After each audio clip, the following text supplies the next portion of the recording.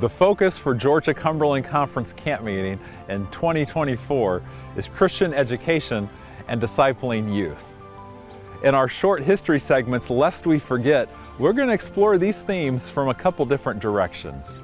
But we can't go any further without going back to the very beginning. And you can't talk about education in Georgia-Cumberland without talking about Graysville.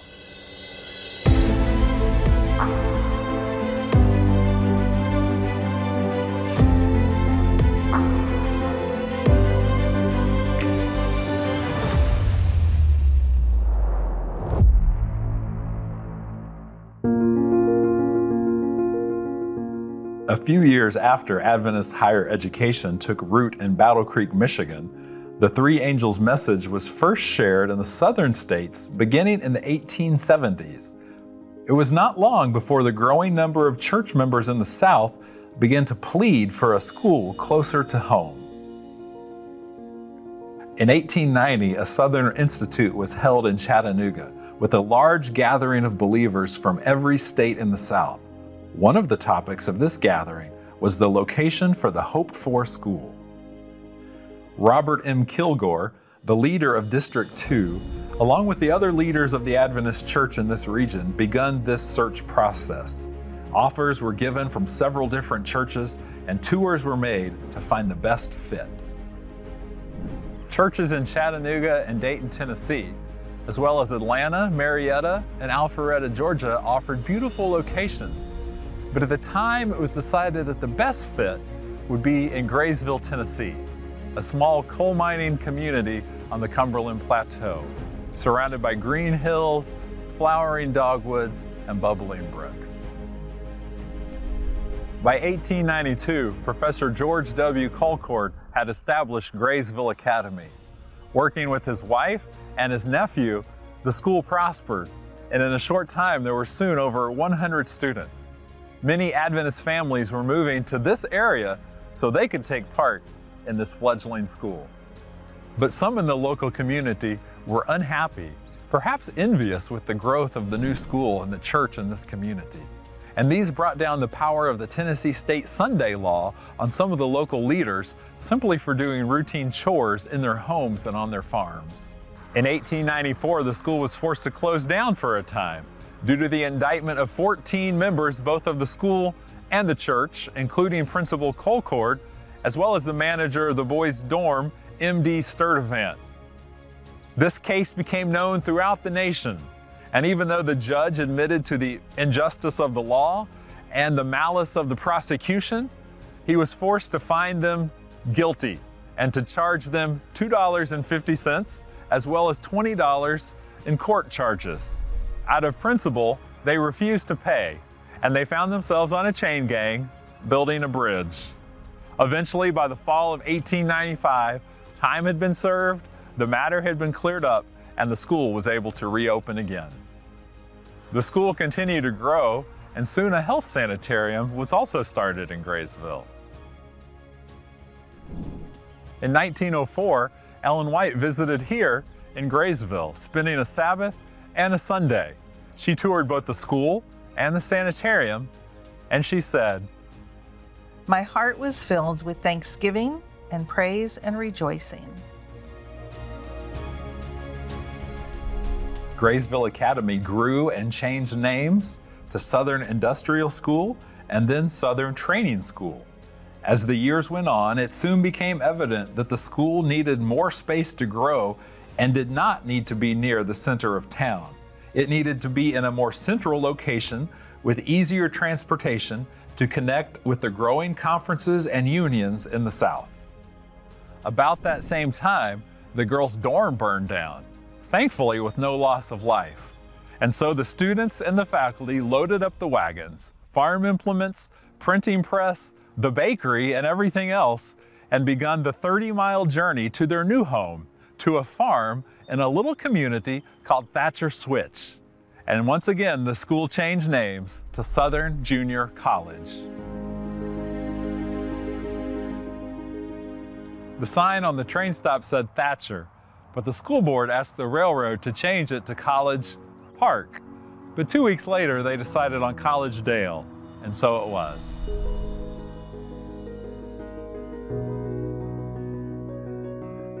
Even after the school moved, Graysville Academy continued serving that community for many years to come. And so in 1915, Southern Junior College started a new school year in a new location with some new buildings, even though the boys were still living in tents. But the school continued to thrive and the students continued to learn. In 1917, a large baptism took place in the creek that still flows today. This school birthed Collegedale Academy, which today has almost 1,000 students, ranging from early childhood education to grade 12. These schools continue the legacy of teaching young people about living in this world while preparing for the next by making sure they know about Jesus. Is there a church school in your area? What can you do to help young people find something better and continue to grow in their relationship with God?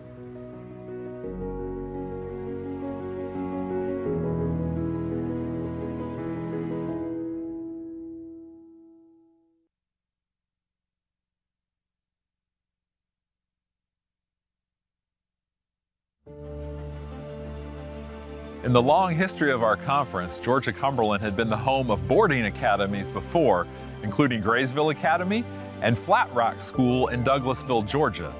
But in the 1960s, these schools were no longer operating for the conference, and so Georgia-Cumberland was in need of finding something new.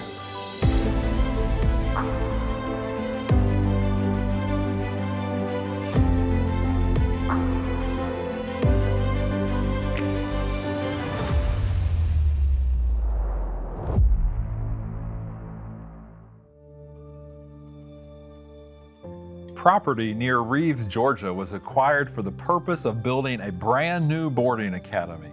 This plot of land just outside of Calhoun, Georgia had long been used in spreading the Three Angels message and in reaching young people.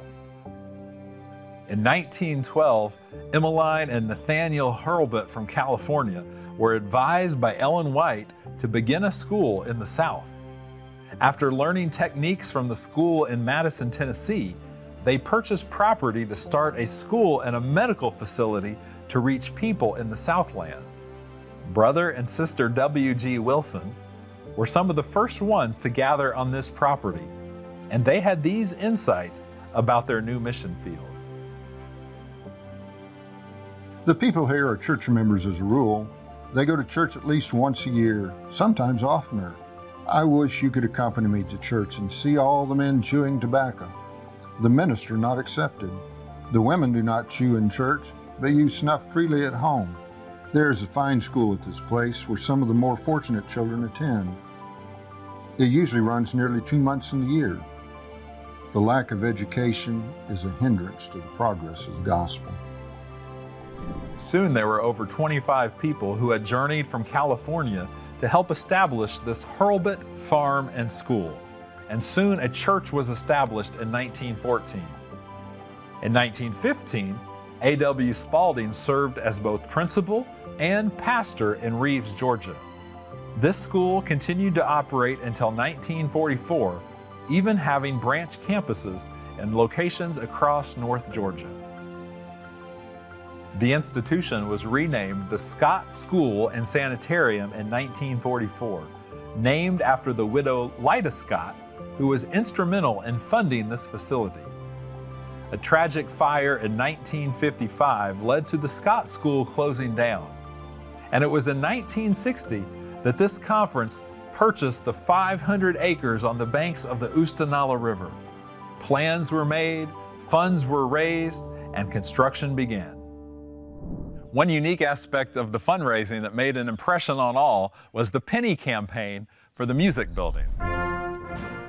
In 1964, church members from across the conference saved and collected pennies to donate towards the construction of the new music building. So many pennies were saved in jars and piggy banks that financial institutions across the state of Georgia reported a shortage of the copper coins for public use. Over 3 million pennies, weighing over 12 tons and worth $33,000, were brought in on that collection day. The most pennies were donated by the Collegedale Church. Georgia-Cumberland Academy was finally open for business for the 1965-66 school year with 166 students in attendance. In the years since, the school has continued to thrive and improve with the recently opened Wally Fox Wellness Center and soon to be started dorm renovations. And now, almost 60 years later, with a current enrollment of about 300 students, over 4,000 young people have passed through these halls, learning not only the agony of algebra and the beauty of biology, but most importantly, the incredible, unending love of Jesus, so that they can live out the school motto, to know, to love, and to serve. Are there young people in your community or your church that could benefit from Adventist education? Maybe Georgia-Cumberland Academy or one of its sister schools, including Atlanta Adventist Academy or Collegedale Academy, could be the place just for them.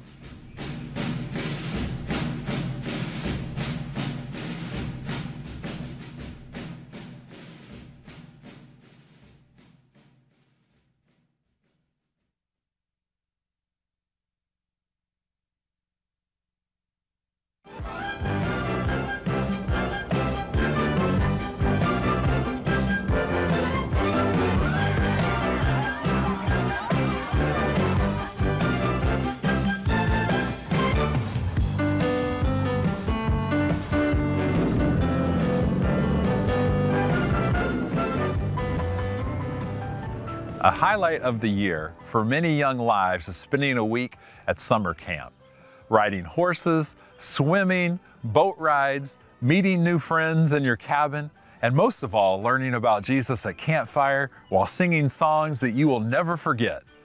But there was a time when there was no summer camp in the Georgia-Cumberland Conference.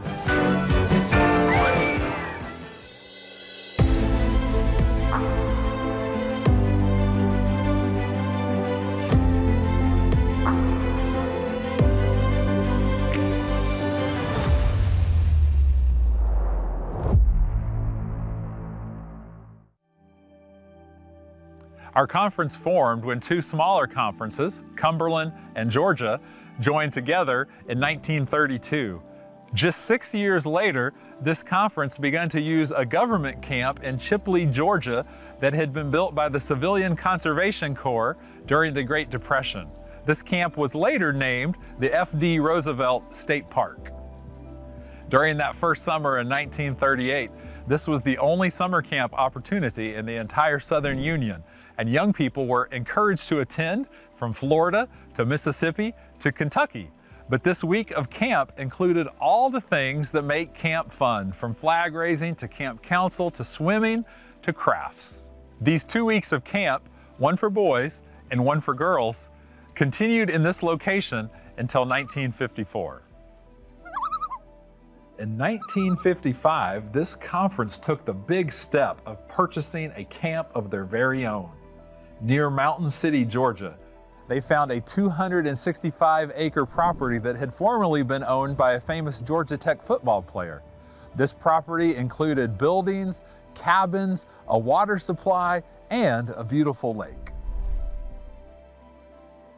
2 weeks of camp were held here in the summer of 1955, and soon the camp property was being used for conference-wide meetings, retreats, and even church campouts. In fact, the Carolina Conference actually used the property for their summer camp activities for several years.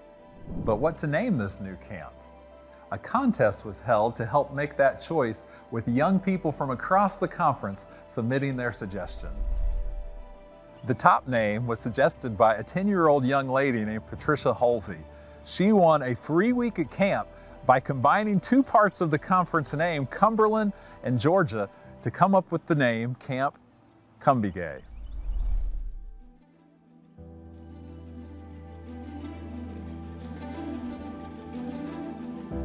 In 1973, the name was changed to Atoka Springs, named after the spring here on the property and meaning Treaty of Peace. Summer camp continued at Atoka Springs through the summer of 1979 for a total of 24 years. In 1978, under the leadership of Des Cummings and Don Alberg, the conference purchased 580 acres surrounded by national forest near Crandall, Georgia, for a more centralized camp location. 1 year later, in 1979, groundbreaking and construction of the dam begun.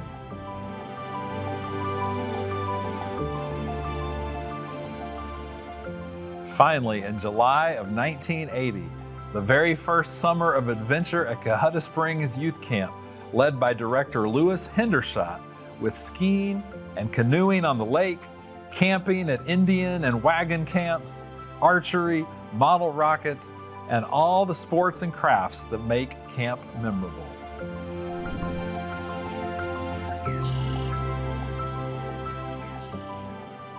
Two years later, the hotel units were completed.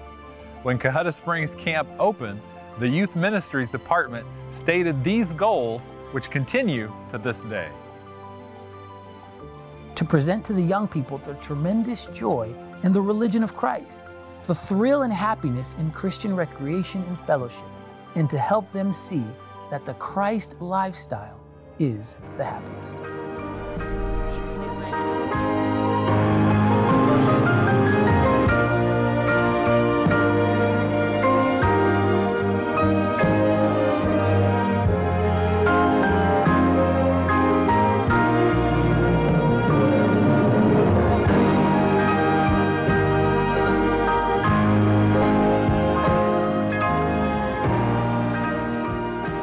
The camping ministry of Cohutta Springs continues to this day under the leadership of Pastor Jonathan Montez, where every summer almost 1,100 campers and over 100 camp staff make unforgettable memories, with almost half making decisions to follow Jesus and over 300 declaring that they want to get baptized.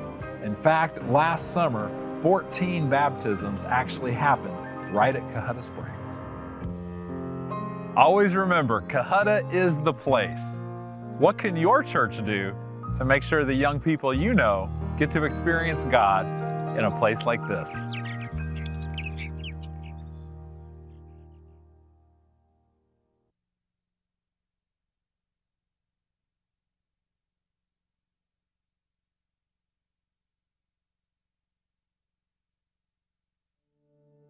Many of you have worn a yellow scarf, have earned an honor, and have gathered with a group of your closest friends to sing loudly, "Oh, we are the Pathfinders strong." In August of 2024, over 55,000 Pathfinders and staff from across the world will descend upon Gillette, Wyoming for yet another International Pathfinder Camporee. And about 2,500 of those Pathfinders will be from our own Georgia-Cumberland Conference.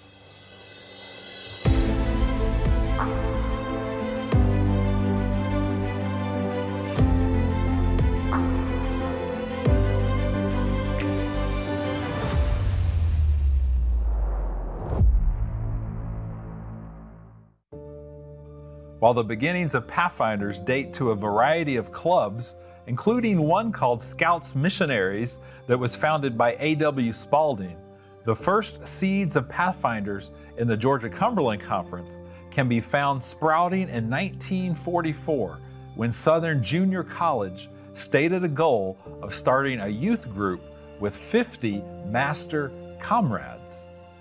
By 1950, these master comrades, later known as Master Guides, along with some other adults in Collegedale, Tennessee, started an official Pathfinder Club under the leadership of Lyndon DeWitt, with the object of helping our juniors to do profitable things in their leisure time. This Thursday night meeting combined studying the junior law with drilling and marching, nature activities, and other projects like model airplanes and radio. In fact, 1950 is the same year that the General Conference officially adapted the Pathfinder Club ministry. At that next investiture service, 53 young people had earned over 1,400 honors in the Collegedale area.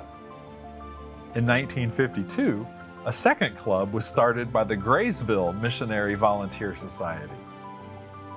By 1955, Pathfinders had gone conference-wide with 15 clubs as this ministry continued to pick up momentum. By 1956, the Southern Tidings devoted an entire issue to the Pathfinder ministry. The Cumberland Beacon Pathfinder Club from Colmont, Tennessee was featured because of their evangelistic activities. These beacons had been instrumental in 8 people getting baptized, and they had raised enough money to send all of their Pathfinders to the brand new summer camp here in Northeast Georgia. With so many clubs and Pathfinders, the leaders realized they had to get all the young people together. And so in 1958, the first conference-wide field day took place in Collegedale with 150 Pathfinders participating. Just 1 year later, the field day grew into a camping event. 1959 saw the very first camporee in this area. 336 Pathfinders from both the Georgia-Cumberland Conference as well as the Kentucky-Tennessee Conference gathered at Harrison Bay State Park near Chattanooga. That weekend included the now familiar contests of fire building, water boiling, flapjack flipping, and pup tent pitching that have now become an integral part of camporees in the years since. We couldn't find any information to see if any pins were traded at that very first camporee, although we know that now that is a huge part of the Pathfinder experience.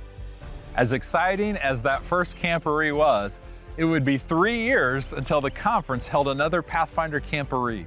Finally, in September of 1962, on the campus of the still under construction boarding academy near Calhoun, Georgia, 12 clubs pitched their tents for an exciting weekend full of fun, hikes, stories of sharing faith, and eating.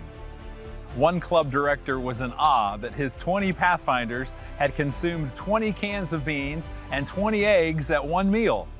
One little girl, normally a light eater, even said, "The beans were cooked better than Mother makes them."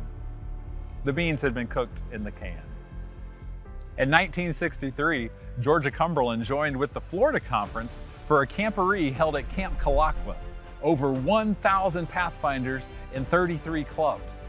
Camporees, of course, are now held yearly, and Pathfinders have added so many more events such as polar bear clubs, teen events, Bible experiences, and so much more. Through the years, Pathfinders has continued to grow in Georgia-Cumberland with great momentum seen in the 80s and 90s with an increase in clubs and Pathfinders under the leadership of John Swafford.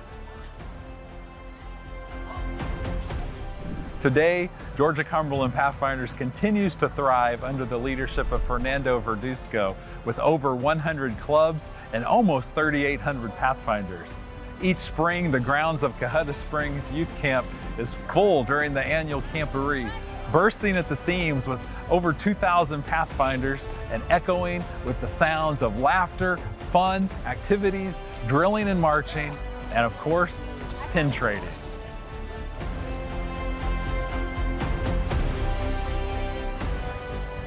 What are your best memories of being a Pathfinder? And does your church support this important ministry and help young people to grow closer to Jesus while learning so many important skills in such a fun way? And finally, do you know where your sash is?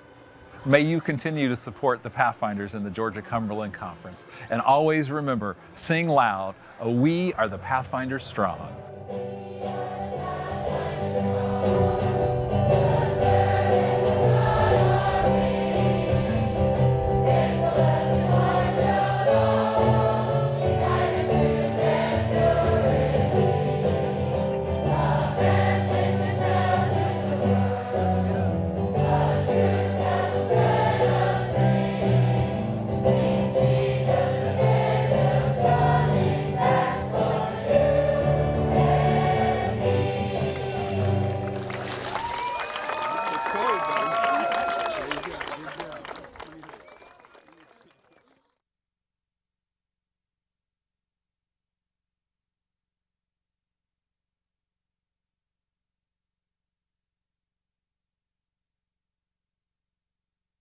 In 2025, the Georgia-Cumberland Conference Camp Meeting theme is Be the Church. In our Lest We Forget History segments, we will look at several different types of ministries that will assist you to live out your opportunity to be the church.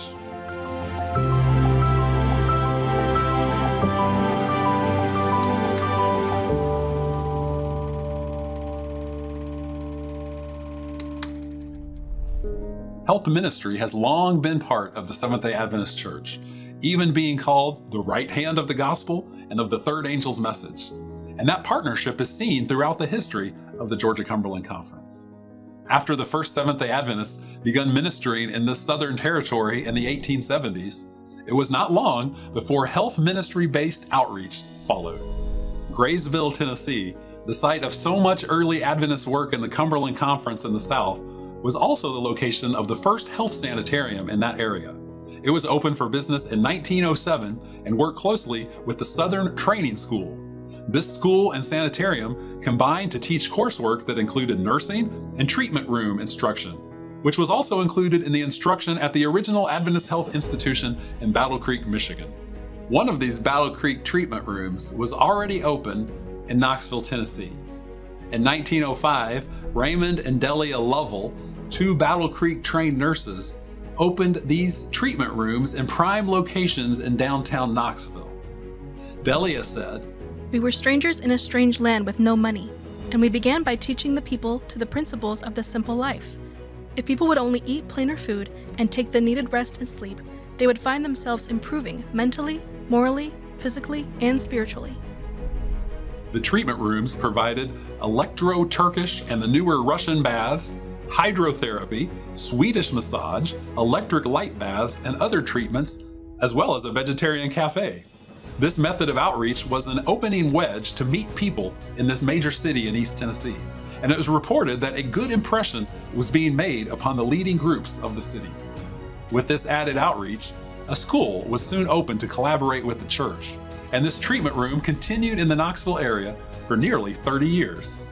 Another major city that received a health emphasis was the growing metropolis of Atlanta. In 1903, Dr. Charles F. Curtis, who had previously worked as a literature evangelist, transformed the former Review and Herald building into the Atlanta Sanitarium. With just a small staff, this facility was able to give over 1,500 treatments in 1 year. It continued to expand and was advertised as using the famous Battle Creek Sanitarium system of treatments. Unfortunately, the ministry of the Atlanta Sanitarium was short-lived. It closed in 1915, just over a decade after opening. Many other health institutions have impacted regions across Georgia-Cumberland Conference for much longer periods. The city of Greenville in northeast Tennessee was blessed for many years with the Adventist-run Tacoma Hospital. This hospital was started when city officials approached the Adventist Church requesting the Washington Sanitarium to open a branch in Greenville in the early 1920s. This led to treatment rooms and a vegetarian cafeteria that was started by Dr. Harry Miller and Dr. Leroy Coolidge. A personal residence was converted into a small sanitarium that was soon much too small. Later, Dr. Coolidge opened Tacoma Hospital, which also included a training school for nurses. This institution was financed by grateful local businessmen. This medical center continued ministering to the Greenville community and strengthening the local churches until it was sold in 2017. Community leaders in Jellicoe, Tennessee, invited the Adventist Church through Adventist Health System to operate a hospital for their small town. The organization stepped out in faith, even though there was not one Adventist church in the community and not any church members within 30 miles. In 1974, Jellicoe Community Hospital opened its doors. Doctors and families started moving to the community, so within 6 years, the Jellicoe Seventh-day Adventist Church had formed and even started a church school. The hospital continued in Jellicoe over 40 years until 2015. One hospital that continues to make a difference is found in Calhoun, Georgia. The hospital originally started in 1935. In 1981, Advent Health, then known as Sunbelt, agreed to manage Gordon Hospital. This arrangement continued until they were able to purchase the facility in 1994. In 2019, the name was changed to Advent Health Gordon, and soon the other nearby facilities of Advent Health Redmond and Advent Health Murray joined with the 50 other Advent Health facilities across the country. E.W. Dempsey, who has worked for the Georgia-Cumberland Conference Health Ministries for over 25 years, says, "The book Christian Education, page 16, tells us, health is a great treasure, the richest possession that mortals can have. Our department is committed to sharing God's principles of healthful living, which serve as the right arms of the gospel." But remember, these stories are just a small part of health outreach. Every church that has a cooking school, or teaches a New Start seminar, or takes blood pressures at the county fair is helping people to live a more healthy life and finding an opportunity to introduce people to Jesus Christ, the great healer.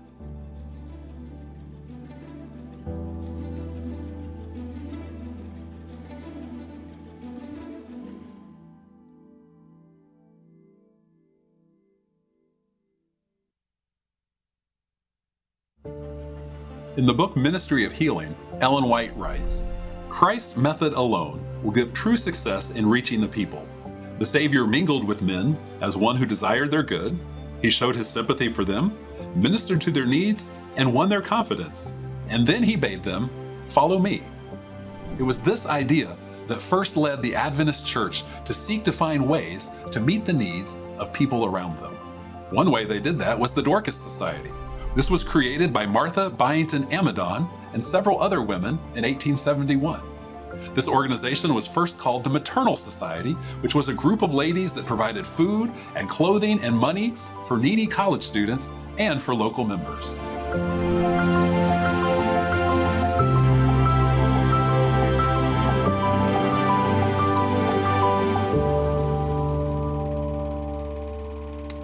In 1874, around the time the Seventh-day Adventists first started working in the Georgia-Cumberland Conference territory, this society was renamed the Dorcas and Benevolent Association. It included now more than 20 single and married women who met together for sewing and food packing bees, and they laid plans to help the poor and the widows and the orphans that were in their neighborhoods. This Dorcas ministry spread throughout the Adventist churches, supported especially by the women, as a way to minister in the communities. When churches sprouted in East Tennessee and Georgia, the Dorcas ministry soon also took root. Early Dorcas societies are recorded in Savannah, Georgia, and Collegedale, Tennessee. These groups were meeting needs, sharing clothes, and organizing gatherings. The Dorcas Society was a staple of many churches' outreach ministries for years until 1972. That year, the name was changed to Adventist Community Services, which is the name that continues to this day. One amazing story is the success of a ministry in the heart of the Ooltewah and Collegedale area. For many years, the ladies of the Collegedale Seventh-day Adventist Church would gather, just like other Dorcas societies, to mend donated clothing to help meet local needs, or send it to places stricken by war, famine, or natural disasters. Later, other local churches banded together to expand this opportunity for ministry.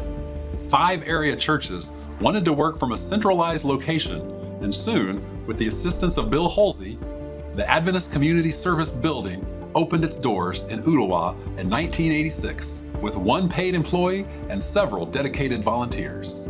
That ministry was so important in meeting needs that they soon needed more space. In 1996, the former Red Food Store in Ooltewah was transformed into the Samaritan Center. This ministry has now grown to have 50 full-time employees and hundreds of volunteers. The Samaritan Center functions by receiving donation items from the community. The center is able to resell these items through a very popular thrift store. This allows access to people from various economic levels to acquire much-needed household items. This thrift store in turn helps to fund much broader community outreach, which includes social workers, counseling, economic training and support, as well as food boxes and emergency relief. They also provide assistance for students and teachers in local schools. Many businesses, as well as churches from several denominations, are active in the ministry of the Samaritan Center. Each fall, young people from Collegedale Academy support this outreach by collecting almost 8 tons of non-perishable food. The Samaritan Center was directed for almost 18 years by Tony Dahlberg, who recently retired in 2024. During that time, thrift store sales hit more than $2 million in revenue, and $6.5 million was invested into the lives of neighbors in need. The Samaritan Center continues to be a place where people wounded by life find help for today and hope for tomorrow. Aaron Westberg is the current director, dedicated to continuing this legacy of service.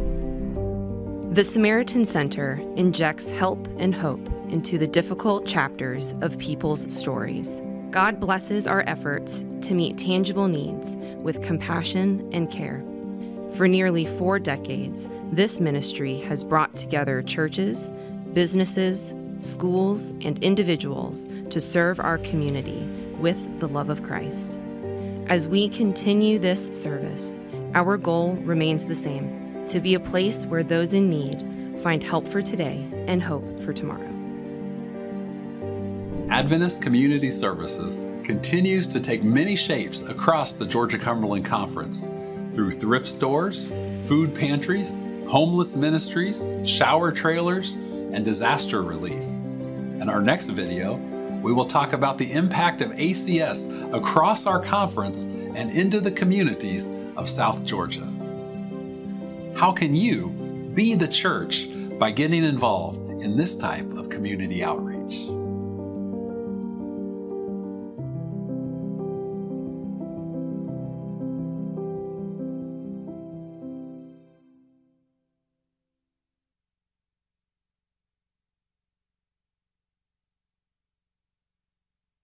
Unexpected tragedies will strike at unexpected times.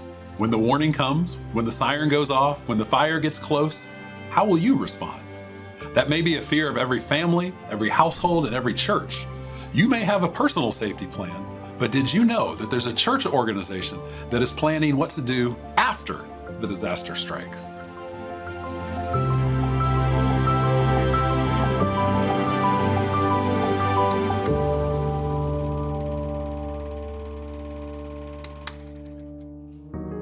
Soon after the Dorcas Society started, the men of the church also wanted to be involved in community outreach. And so a co-ed organization was created that was eventually called Health and Welfare Services. In 1956, this was renamed Seventh-day Adventist Welfare Service, or SAWS. This agency eventually developed into an organization for the international community known as ADRA, Adventist Development and Relief Agency.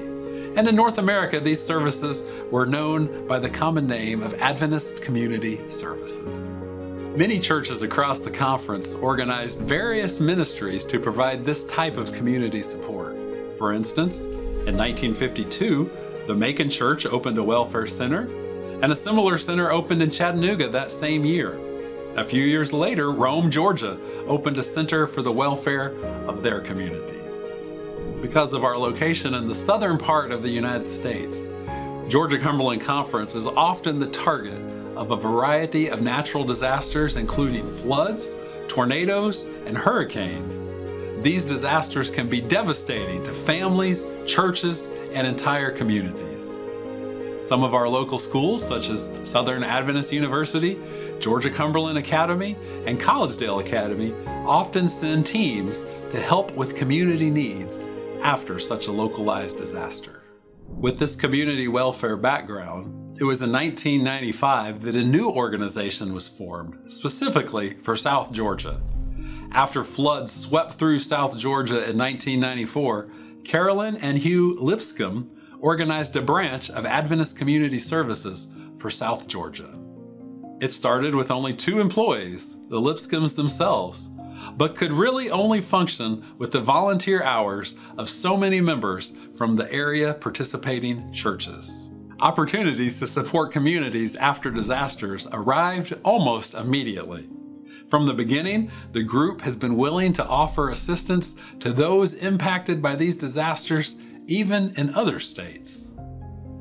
After Hurricane Opal in 1996, the Lipscombs traveled to Pensacola and Panama City, Florida to help recovery efforts. 1998 saw more floods in South Georgia. Tornadoes struck Vienna, Georgia in 1999. But disaster recovery is not all that this organization is involved in. They are the only mobile, rural ACS agency in North America, serving 97 counties across Central and South Georgia. This work has provided them opportunities to lead trainings designed to teach literacy classes and to organize health screenings in the many community festivals across the miles of South Georgia. By 2011, they were conducting over 1,500 health screenings per year. These screenings included blood pressures, testing for blood glucose and cholesterol levels, as well as several other health screens. This mobile ACS unit screens in many places across Georgia, from the Peanut Festival in Humble Plains to the largest screening audience at the Agricultural Sunbelt Expo in Moultrie. While most health screenings just give a general snapshot of health, they have also come across people in serious health crisis, such as dangerous blood glucose levels, and have been able to help them get the immediate medical assistance that was needed. ACS South Georgia is also very involved in food distribution in these poverty-stricken counties, especially providing nourishment for senior citizens. Because the Lipscombs noticed a gap in this area, they started a program called Food Bags for the Elderly. Today, under the continuing leadership of Joseph Sliker, ACS South Georgia distributes over 18,000 pounds of food every other month to counties across the southern part of Georgia. None of these services would be able to happen without the many volunteers from churches across South Georgia. Luis Biazotto, the Georgia-Cumberland Conference ACS director, says, "Serving the community in Christ's name is the heartbeat of Adventist Community Services in the Georgia-Cumberland Conference. With 93 churches actively engaged, we are distributing food, feeding seniors, providing clothing to those in need, supporting the homeless, offering disaster relief to communities in crisis, and more. Every act of service is an opportunity to reflect Christ's love, bringing hope and transformation to those who need it most. Together, we can be the hands and feet of Jesus, making a lasting impact in our communities." In a parable in Matthew 25, Jesus says, "For I was hungry, and you gave me food. I was thirsty, and you gave me drink. I was a stranger, and you took me in. I was naked, and you clothed me. I was sick, and you visited me. I was in prison, and you came to me." And when the people questioned him, he said, "Inasmuch as you did it to one of the least of these, my brethren, you did it to me." How can you be the church and meet the needs in your community? How can you treat other people the way you would treat Jesus?